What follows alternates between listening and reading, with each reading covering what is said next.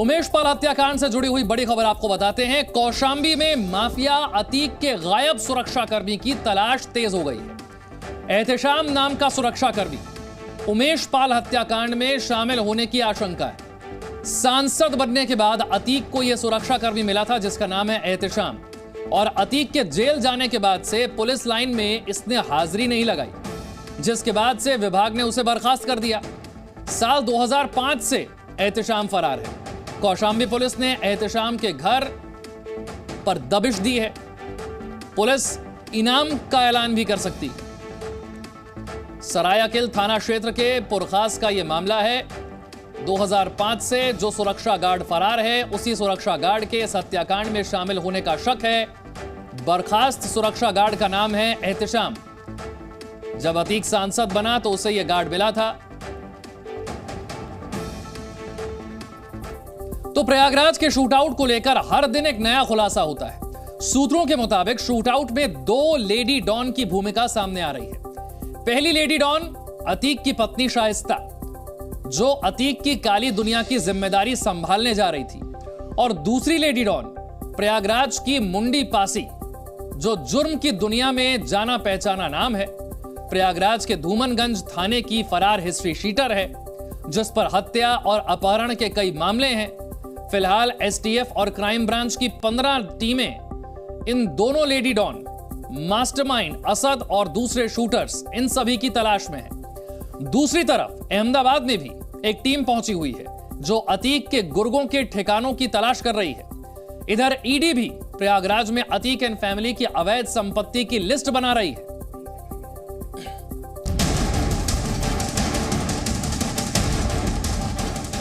शाइस्ता का पता बताओ, हजारों पाओ। लेडी डॉन के नाम 2 गुना होगा इनाम।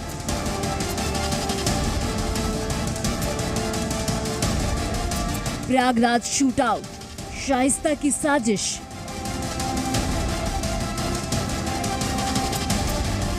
अहमदाबाद से ऑर्डर, प्रयागराज में प्लानिंग।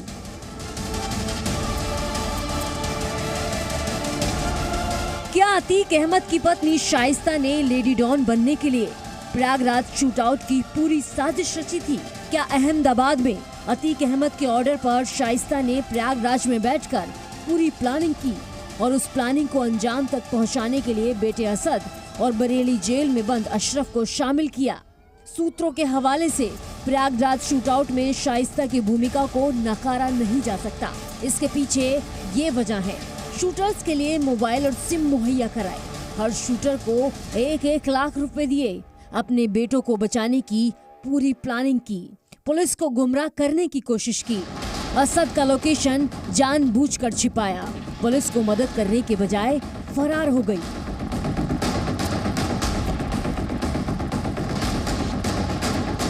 पुलिस को शक एक व्हाट्सएप ग्रुप को लेकर भी है, जिसमें शाइस्ता का नाम आ रहा है।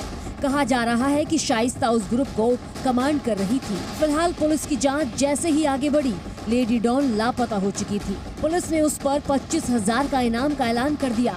इसके बावजूद वो पुलिस की गिरफ्त से दूर रही। लिहाजा पुलिस ने अतीक की पत्नी शाइस्ता पर इनाम की रकम को 2 गुना करने का मन बना लिया है। सूत्रों के मुताबिक शाइस्ता पर इनाम राशि 25,000 से बढ़ाकर 50,000 की गई है। शाइस्ता परवीन को भगाने में एक और लेडी डॉन का नाम सामने आ रहा है और उसका नाम मुंडी पासी बताया जा रहा है। धूमनगंज थाने में उसका नाम बतौर हिस्ट्री शीटर दर्ज है। हत्या से लेकर रंगदारी तक उसका पेशा रहा है। मुंडी पासी महापौर चुनाव प्रचार के दौरान शाइस्ता के साथ कई बार दिखी थी। प्रयागराज शूटआउट के बाद लेडी डॉन मुंडी पासी अपने भाई के साथ फरार हो गई। एसटीएफ और क्राइम ब्रांच को पासर गैंग से जुड़े गुर्गों की भी तलाश है। पासर गैंग चित्रकूट से आजमगढ़ तक गाड़ियों को पास कराने का ठेका लेता है। पुलिस को शक है कि पासर गैंग से जुड़े इन्हीं गुर्गों ने शूटर्स की गाड़ी को प्रयागराज से पार कराया था।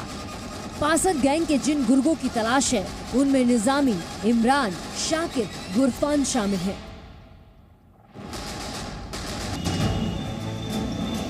एसटीएफ और क्राइम ब्रांच की 15 टीमें शूटर्स और शाइस्ता की तलाश में जुटी हुई हैं।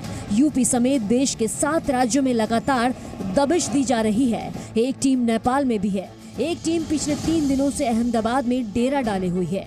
इस बीच एसटीएफ को एक अहम जानकारी हाथ लगी। बताया जा रहा है कि जेल के पास ही अतीक के गुर्गों ने किराए पर फ्लैट ले रखा था, जिसमें अतीक से मिलने वालों को ठहराया जाता था। जब पुलिस ने फ्लैट में दबिश दी तो सारे गुर्गे फरार हो चुके थे। क्राइम ब्रांच को ये भी पता चला है अतीक का एक खास गुर्गा मल्ली शूट आउट के बाद रोहतक पहुंचा। उसने वहां एक माफिया के यहाँ 2 दिन तक शरण ली, फिर अहमदाबाद पहुंचा, जहां साबरमती जेल के पास एक होटल में रुका। क्राइम ब्रांच की टीम को उस सफेद पोश की भी तलाश है जिससे अतीक हर बात साझा करता था। अतीक जेल के अंदर से ही उस सफेद पोश को फोन करता था और सियासत का हाल लेता था। उमेश पाल की हत्या के बाद अतीक ने उसी सफेद पोश से कहा था कि टाइमिंग गलत हो गई।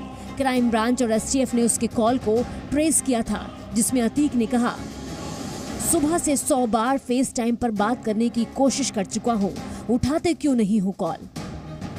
फिलहाल वो सफेद पोश पुलिस से बचने के लिए अंडरग्राउंड हो चुका है। इधर ईडी की एक टीम प्रयागराज में कैंप कर रही है। ईडी ने अतीक और उसकी फैमिली की 100 करोड़ से भी ज्यादा संपत्ति की पहचान कर ली है, जिसे जल्द ही मिट्टी में मिलाया जाएगा। ब्यूरो रिपोर्ट, जी मीडिया। मोहम्मद गुफरान और जानकारी के साथ हैं। गुफरान, शूटर्स तक तो पुलिस नहीं पहुंच पा रही, लेकिन हर रोज जो खुलासे हो रहे हैं, समझना मुश्किल हो गया है कि कितने किरदार इसमें शामिल थे, कितने लंबे समय से इसके लिए प्लानिंग हो रही थी, कितने लोग शामिल थे।